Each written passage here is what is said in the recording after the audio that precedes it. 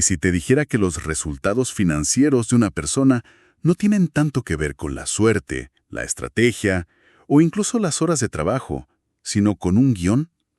Un guión invisible que se escribió durante la infancia. Es una idea muy fuerte. Hoy vamos a hacer un análisis a fondo de una idea central de Los secretos de la mente millonaria de T. Harv Eker. La misión es desentrañar este concepto que él llama el patrón del dinero. Es que es un concepto potente. El autor sostiene que cada persona tiene una especie de termostato financiero, subconsciente. ¿Un termostato? Sí, un termostato que está fijado a un nivel de ingresos y de riqueza. Y no importa lo que se aprenda sobre negocios o inversiones, si ese termostato interno está fijado en, digamos, 1,000 al mes, la persona va a encontrar la forma, de manera inconsciente, de volver siempre a esa cifra. Exacto, es como un techo invisible. Se puede luchar, esforzarse, incluso tener un golpe de suerte, pero al final, la gravedad de ese patrón te vuelve a jalar hacia abajo. Te jala. Exacto. Así que la gran pregunta es, ¿qué es exactamente este patrón y de dónde demonios sale? Bueno, para entenderlo, hay que partir de la premisa fundamental del libro, que es que el mundo interior crea el mundo exterior. Ok. El autor usa una analogía que me parece muy clara. Las raíces de un árbol crean sus frutos. Si no te gustan los frutos, o sea, tus resultados económicos, no ganas nada quejándote de ellos o, no sé, pintándolos de otro color.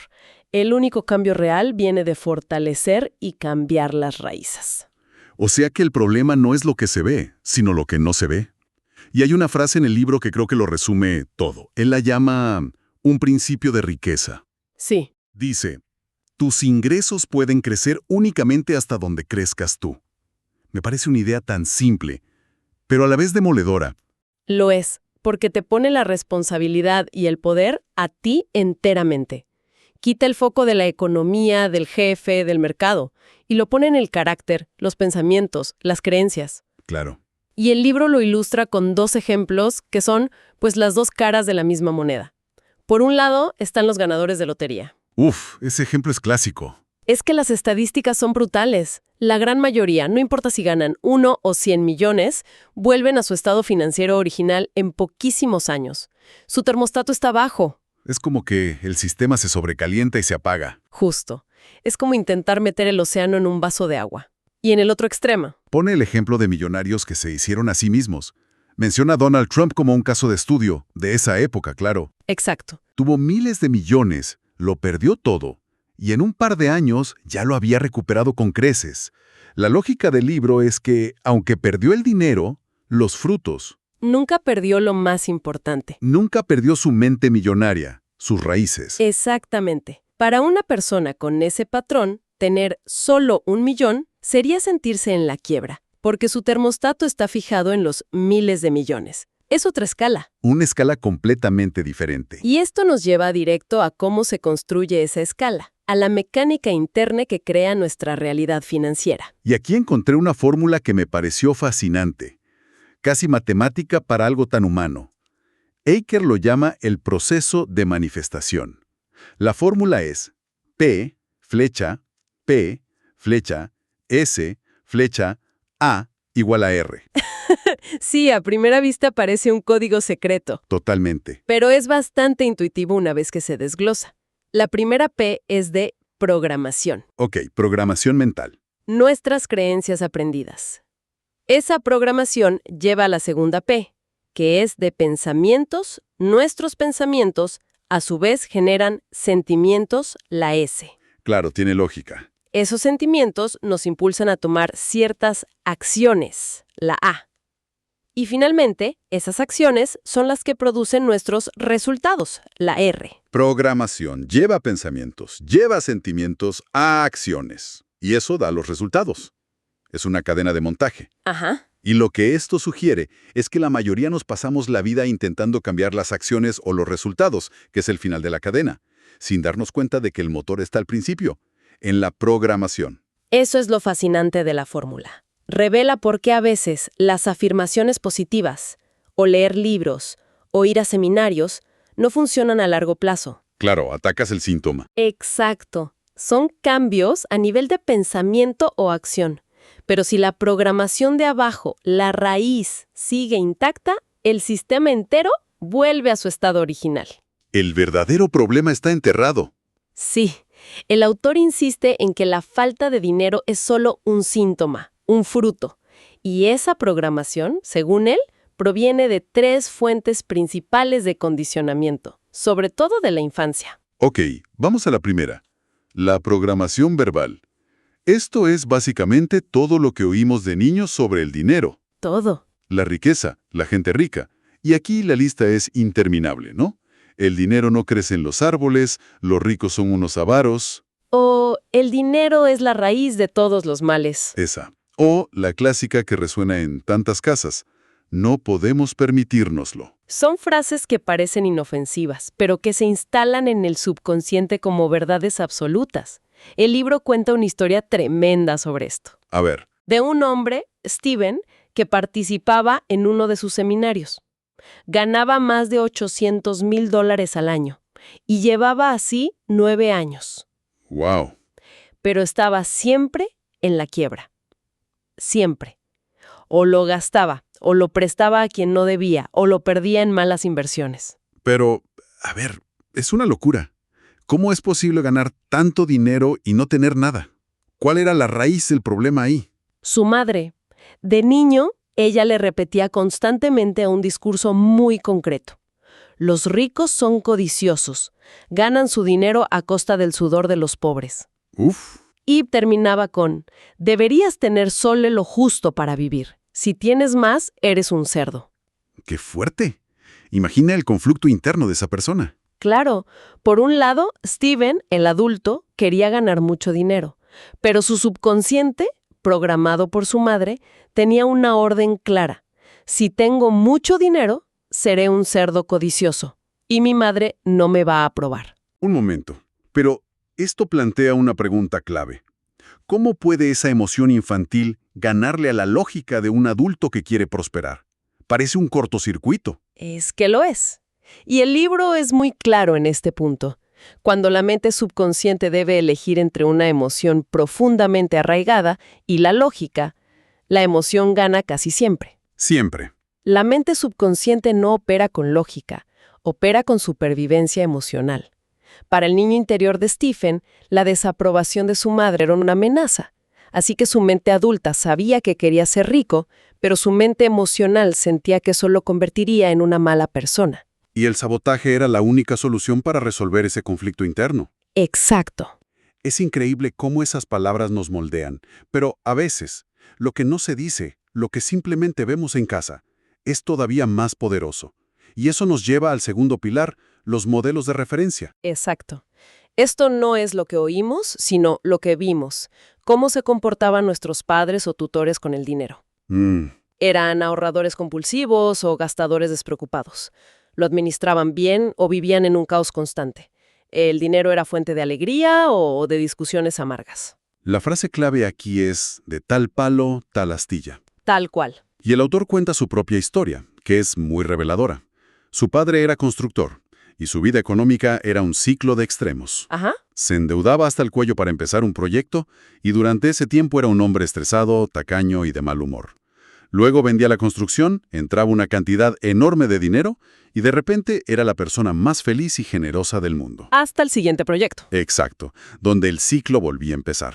Y claro, sin ser consciente de ello, el propio Eker replicó ese patrón. Exacto. En su vida.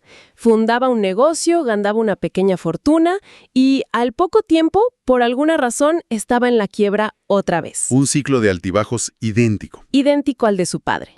Se repitió durante 10 años hasta que conectó los puntos y dijo, un momento, ¿estoy reviviendo el guión financiero de mi padre? Pero el libro también menciona la otra cara de la moneda, que me pareció muy interesante. A veces por rebeldía, la gente se convierte en todo lo contrario a sus padres. Sí, el polo opuesto. Si los padres eran derrochadores, el hijo se vuelve un ahorrador extremo. Si eran pobres, el hijo se obsesiona con ser rico. Pero advierte algo crucial. Si la raíz de esa motivación es la ira o el resentimiento, el dinero nunca va a traer felicidad. Ese es un punto fundamental. Si la motivación para adquirir dinero viene de una raíz, digamos, no solidaria, como el miedo, la ira o la necesidad de demostrarle algo a alguien, el dinero no soluciona el problema de fondo. Solo lo amplifica. Lo amplifica. Tomemos el miedo, por ejemplo.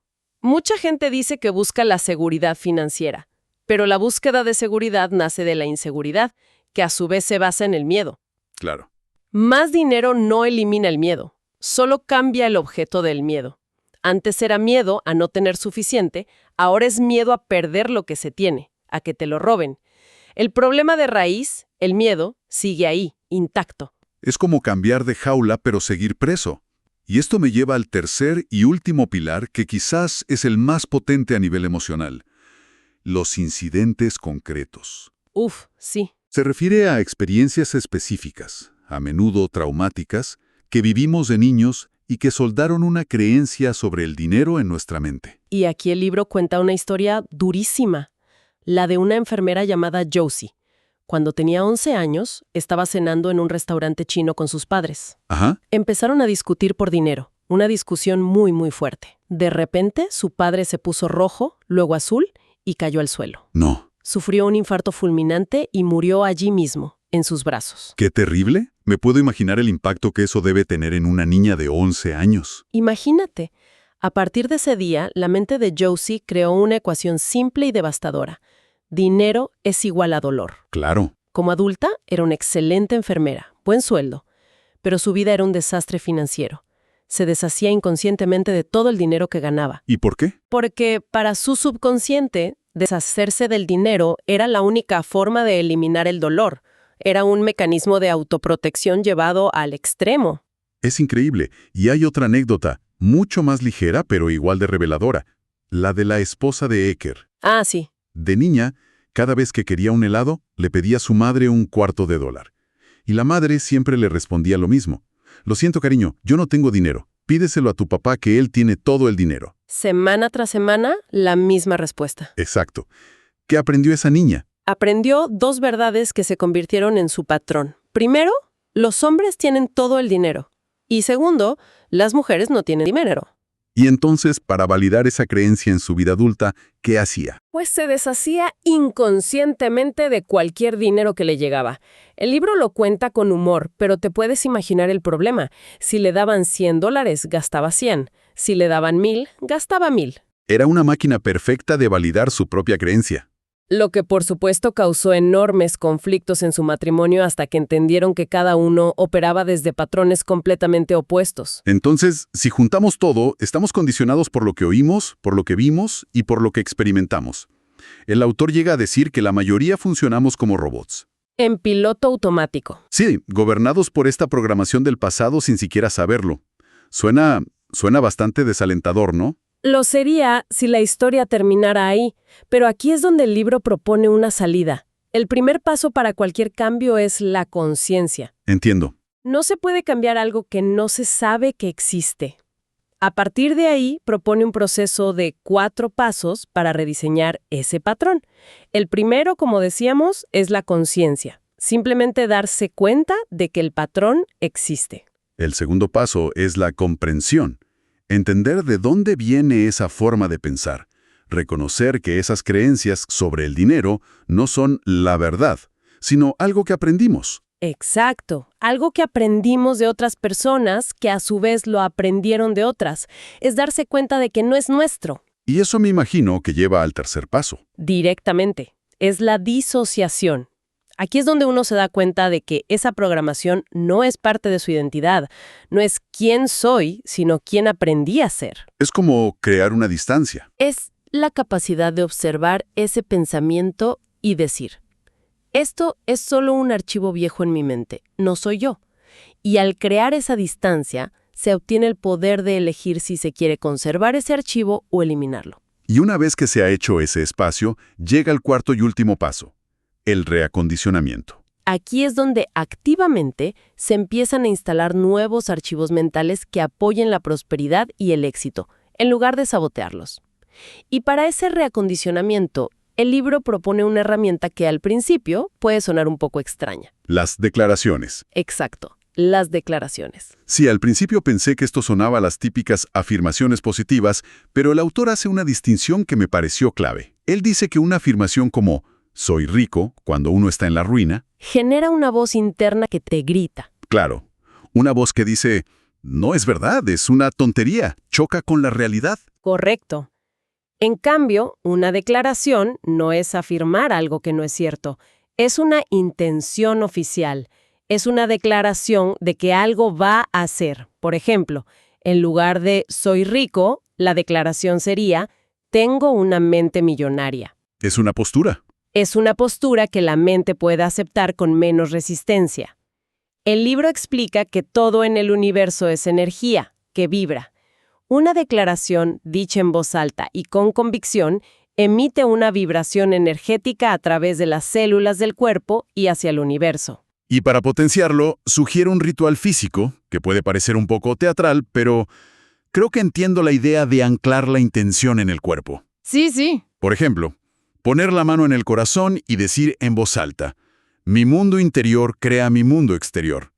Y luego tocarse la cabeza y declarar, tengo una mente millonaria. La idea es combinar la intención verbal con una resonancia física para enviar un mensaje inequívoco al subconsciente. En definitiva, y para ir cerrando las ideas, el mensaje central de este material es que si se busca un cambio financiero permanente, no es suficiente con cambiar de estrategia o de trabajo. Esos son los frutos. Hay que ir a la raíz. Es necesario ir a la raíz y conscientemente resetear el termostato financiero. Totalmente. La clave que me llevo de todo esto es la invitación a la autoobservación, a ponerse bajo un microscopio, como dice el autor. Sí. Empezar a escuchar los propios pensamientos sobre el dinero, a reconocer los miedos, a cuestionar las creencias familiares y a observar los hábitos.